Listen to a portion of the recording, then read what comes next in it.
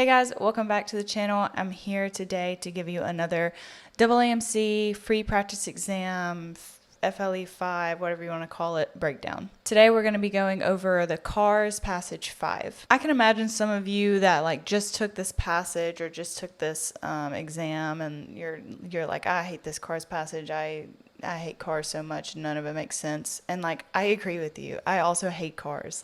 It was the bane of my existence. It's what I sucked at the worst going through MCAT prep. So it was what I did the most. Some people are born just better at cars than other people. I will not lie and say that those people do not exist, but you can get better. I started out really low in my car score. I don't even know what it was. And if I did remember what it was, I would not say it because it would be so embarrassing. But if you take a systematic approach to cars passages and you do the same thing every time and you practice, then you can get better at cars. I promise. So as far as what that systematic approach is, you can go back and watch our YouTube videos on condensing to the main idea, and we label out exactly what I, myself, and John did for getting better at cars and eventually scoring pretty well on test A in that section. But I'm also going to go through that same process with this passage, so let's get right into it. Again, this is the free practice exam, passage 5. So first thing I like to do is see if there is a title. American Vietnam War resistors in Canada. Sounds fascinating. So remember, guys, we are forcing ourselves to be interested in whatever it is just for a few minutes. We can do this, right? It starts out, the migration of Vietnam-era American draft and military resistors to Canada began as a trickle in the mid-1960s and grew into a fast-flowing stream by the end of the decade.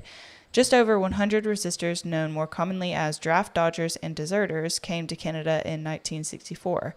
By 1965, the number was more than 10 times that. Over 3,000 resistors came in 1967. From 5,000 to 8,000 came yearly through 1973. These were just the men. More women than men came, most as partners and spouses, and some on their own. This was the largest politically motivated migration from the United States since the Loyalists moved north to oppose the American Revolution.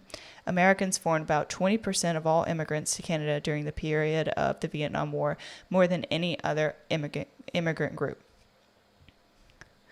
Okay, so this was a strong introduction to our topic, which sounds like it's going to be these people who were fleeing the Vietnam War. They didn't want to be drafted, and so they were going to Canada.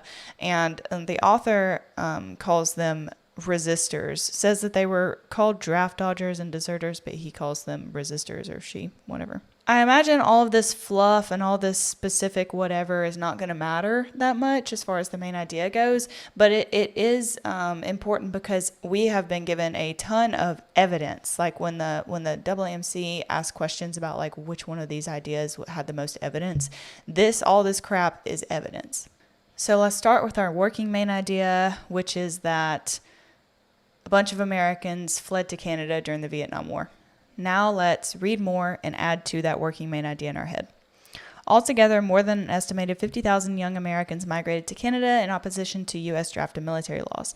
If Americans of all ages are counted, the number is closer to 100,000. It will never be known exactly how many came or eventually stayed. Neither government kept count. I'm going to stop here.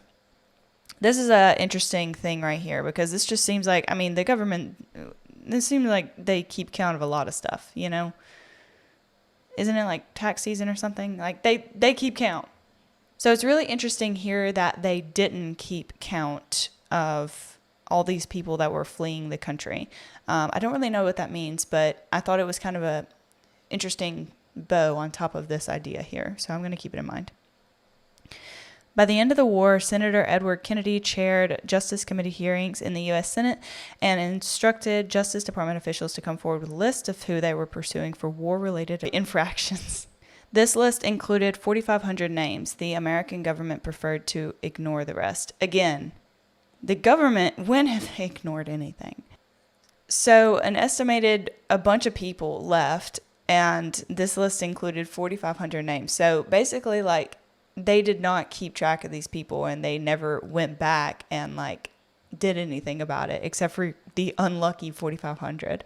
So what's our working main idea now?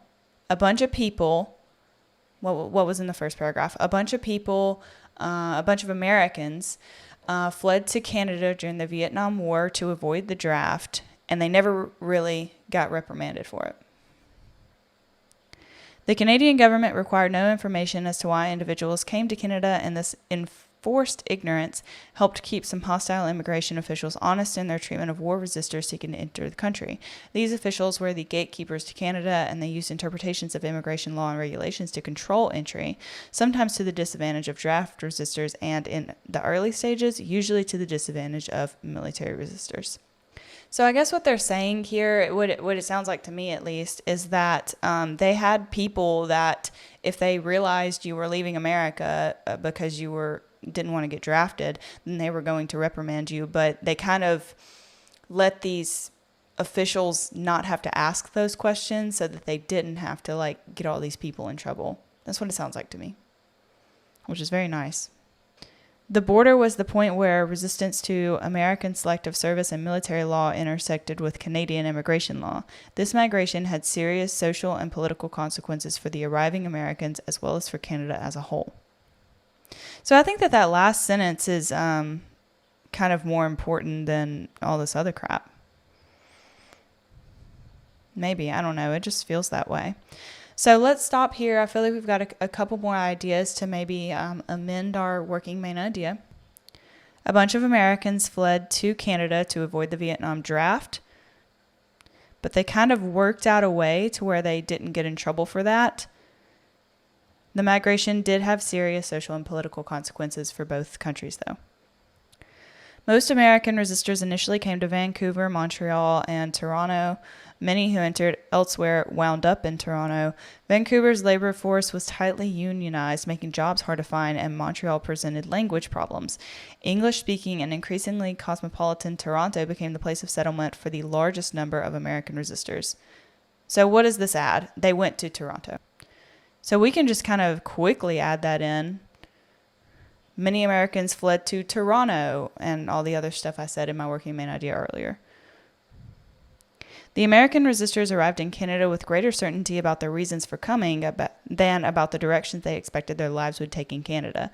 More than 3 decades later, with the resistors having lived more than half of their years in Canada, it is possible to assess how the move affected their lives. So this feels more like unless they follow it up with how this move did affect these people's lives, this feels more like just a small detail that they've kind of thrown in. I'm not going to necessarily incorporate it into my main idea too much. Americans tend to be patriotic and are apt to be unsympathetic to citizens who leave the country during wartime in acts of legal and political defiance against their government. Perhaps this is why neither Americans in general nor American social scientists in particular have given much attention to the exiles of the Vietnam generation. Also, like much else that happens outside of American borders, exiles tend to be ignored and forgotten. Those both inside and outside the war resistance movement often saw the American war exiles as either making a self-serving end run around American law or withdrawing from the war resistance by going to Canada. To those in the U.S., the exiles remain a largely unknown and marginalized group. Yet exile was the end neither of the expatriates' life stories nor of their significance.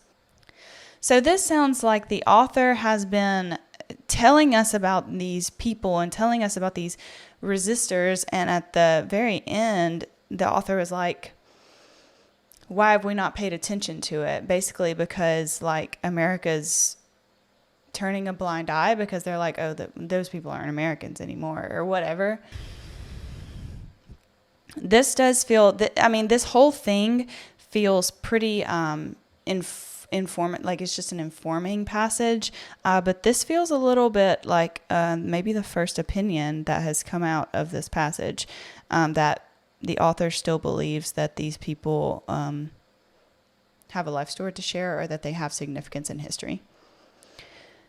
So what did I decide to I wanted to make a quick note.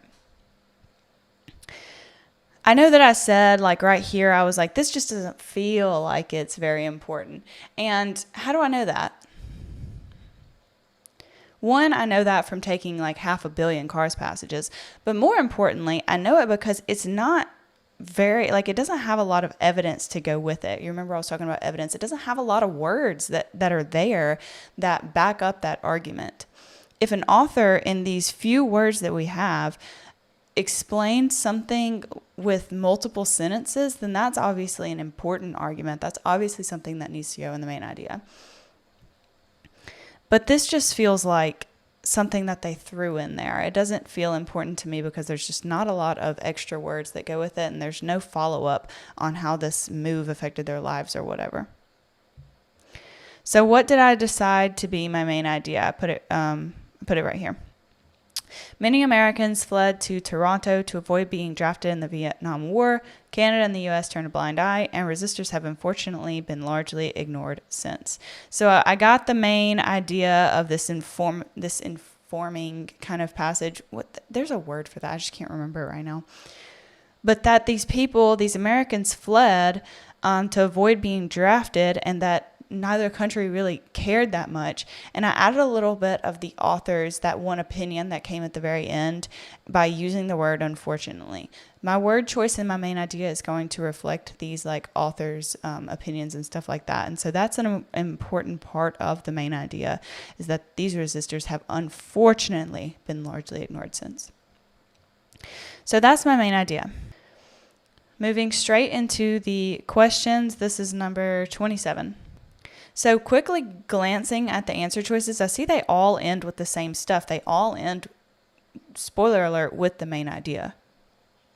But the first word is different. I think that's a verb. Justifying, introducing, explaining, or establishing why it was so easy. So was the author justifying the migration of mode? Did they say the war was so bad and that's why they had to go, or like say really anything other than just the bare facts? Not really. B says introducing the subject of Americans who migrated to Canada during the Vietnam War. Again, that's just going to be like our bare facts, informing, and that seems mostly like what the author did. So I like B. C, explaining the reasons Americans migrated to Canada during the Vietnam War. That would kind of be, that would almost go in with A to me. That would be like, oh, the conditions were so bad, like they were being drafted, going more into the lives of these people, and they just didn't. They talked more about the government than they talked about the lives of the people who left. So I'm not a big fan of C. And D says establishing why it was so easy for Americans to migrate to Canada during the Vietnam War. They actually talked about more like why it was so difficult, because there were language barriers and they couldn't find jobs in Vancouver or wherever that was.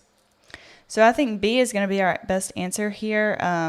This passage was just kind of informing us about what happened. All right, the next question is number 28. In the statement, the American government preferred to ignore the rest, what does the author mean by the rest? So if you don't remember, that I do say, like, if there's a direct quote that you can go back in the passage, don't waste a lot of time here. Don't spend more than 10 seconds in the passage because you don't have much time. So if they have those quotations, you can go up back in the passage. Right here, the American government preferred to ignore the rest, after talking about how they listed like a fraction of the people who left. So yeah, answer this question in your head. Who are they talking about? Who are they ignoring? They're ignoring, they named 4,500 people, and they're ignoring the rest of the 50,000 people that fled, right? So that would be answer choice A. Let's go through the other ones though. Why are they wrong? B, Americans who migrated to Canada and wanted to return after the Vietnam War. They didn't return, right? There was that little bitty passage, or that little bitty paragraph that talks about like how they've spent more than half their lives there. They didn't want to return. C, opponents of the Vietnam War who chose to practice civil disobedience in the U.S. So they went to Canada, right? They weren't setting fires in New York or something. Like, they just left. D says that 80% of people who migrated to Canada who were not Americans. No, right? They weren't paying. Why would the American government care about those people anyway?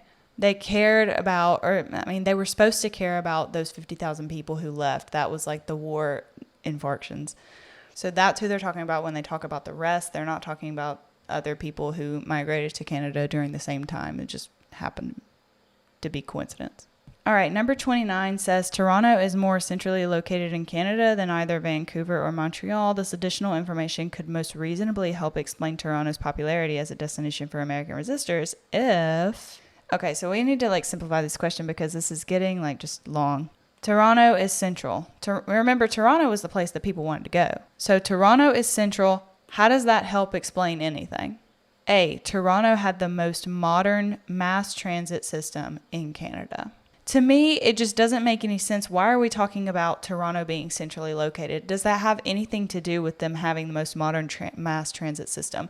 If Toronto was over on the east Providence, I don't know what they call them up there, but they still had the most modern mass transit system, then maybe that would be a popular location. Like, the central location is not described at all in this answer choice, so I don't really like it. It just doesn't really make any sense. It's kind of random.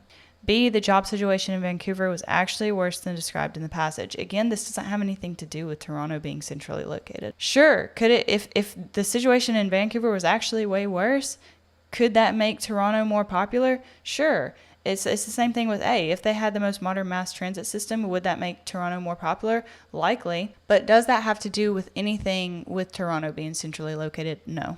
C, the busiest border crossings were centrally located in Canada. So, if the busiest border crossings, the place where you could go across the border, the ones that were the most poppin' or whatever, if they were right by Toronto, would that help explain why so many people ended up in Toronto?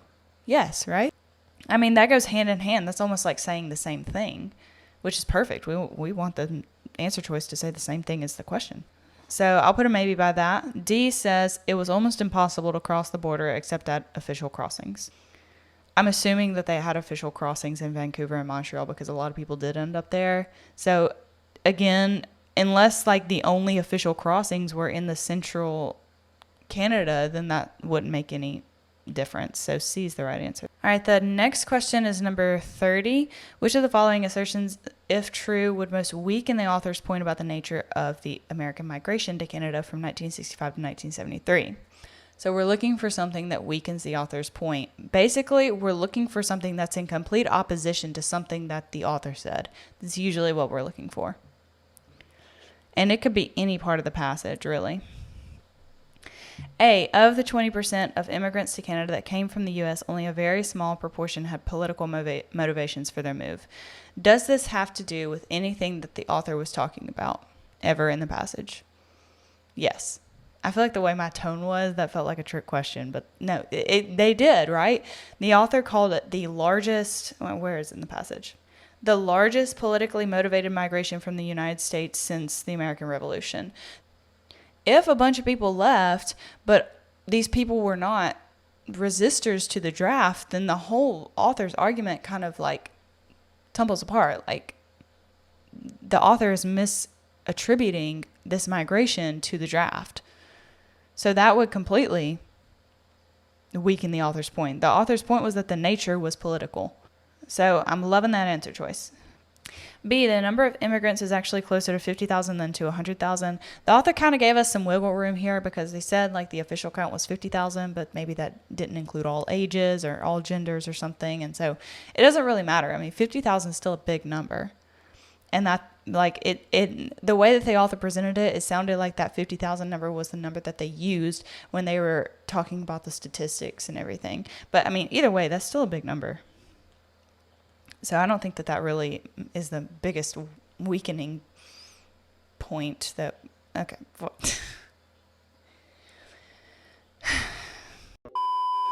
So I don't think that that's the biggest thorn in the side of this author's argument anyway. C says more than 50% of the immigrants returned to the U.S. in the decade after the Vietnam War. Does that change really what the author was saying about the nature of the American migration? No, these people could still be leaving because of the draft, and could still be politically motivated, but they eventually came back. The author doesn't really get into that a whole bunch. So not really. It's better than B, but D, in the period after the Vietnam War, migration from the U.S. to Canada decreased notably. That kind of tracks, right? Like, that goes along with what the author was saying, because the author was saying the reason for this migration was the Vietnam War. So if after the Vietnam War it stopped, then that would just be further proof. So really, A is going to be our best answer here because we're looking for something that weakens the author's point. All right, 31 says the author's use of the word resistors gives the impression that the author wants to, and I got this one wrong when I was going through the first time, by the way. So the word resistors, what other words could the author have used to describe these people who left America? They were actually, we don't have to just think about this. We could just look. It says they were more commonly known as draft dodgers and deserters. Now, you kind of have to use a little bit of your own judgment here. Is resistors worse, or is draft dodgers and deserters worse? To me, these words are a little more rude, and resistors is a little bit more neutral. I mean, they were resisting. They were resisting a political stance. They didn't want to be in the draft. Saying that they're dodging it and that they're deserting their country is just a little bit more judgmental. It's blaming them a little bit more. The author could have used the word draft dodgers or deserters, and like people probably wouldn't have questioned it because that's the common way to describe this cohort of people. But the author used the word resistors, and why? To A, discuss the migrants in a non-judgmental way. The word resistors is less judgmental than the words draft dodgers and deserters. So I'm liking that one. I want to look at other ones. I want to look at other answer choices. I'm not completely sold. I'm scared of commitment. B says, emphasize that the migrants opposed authority.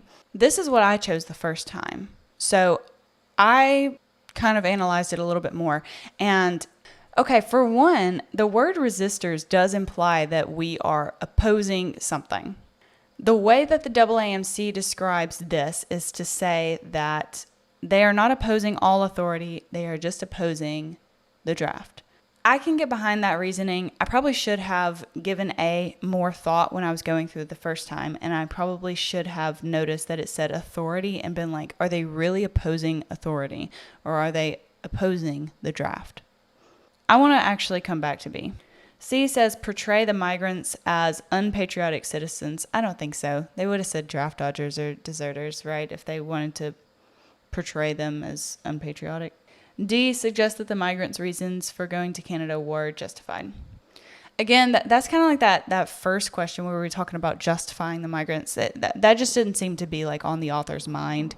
I think they would have talked more about the migrants' lives, how hard they were or something, or how poorly they were going to get treated in the military, or I don't know. I don't think that that's why they were doing this. Okay, so going back to A and B, I think that this question is given a little bit more perspective if you think about the passage as a whole. Was the author non-judgmental? Yes, right? Because they said all this stuff about these people still have significance. We should be paying attention to them. We turn a blind eye to them because Americans are, patriotic to a fault. So it seems to me like the author is sympathetic to these people's plight. It does not seem at any point like the author wanted to emphasize the migrants' opposition to authority. So I think that that's a better way to approach this question, is thinking about how the author feels and the author's opinions throughout the passage. And that will help you split this hair and figure out that A is the right answer. And author's opinions, anytime that's tone. We talk about tone a lot in our Condensed Domain Ideas videos and stuff, and that's tone, like author's opinion. How do they feel about this topic? The author is obviously not judgmental about this topic, and he's sympathetic, and he feels like this topic should be talked about more. All right, number 32 says, for which of the following assertions does the author provide an explanation in the passage? Here we are, this explanation, evidence, same thing.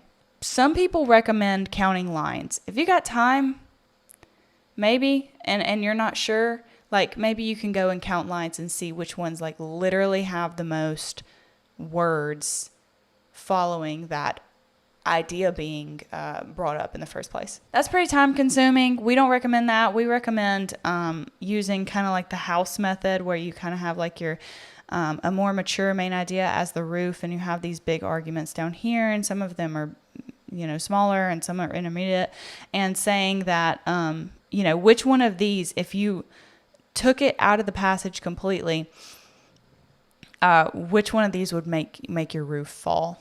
Here we are. More women than men came, most as partners and spouses, some on their own. Moves on. We got like half a sentence. Not terrible. I mean, we could have had no explanation. I'll put a little maybe sign beside it. B, the American government preferred to ignore the rest. Here's a red flag. If it's at the end of a paragraph and the next paragraph isn't entirely talking about it, then it's not well supported.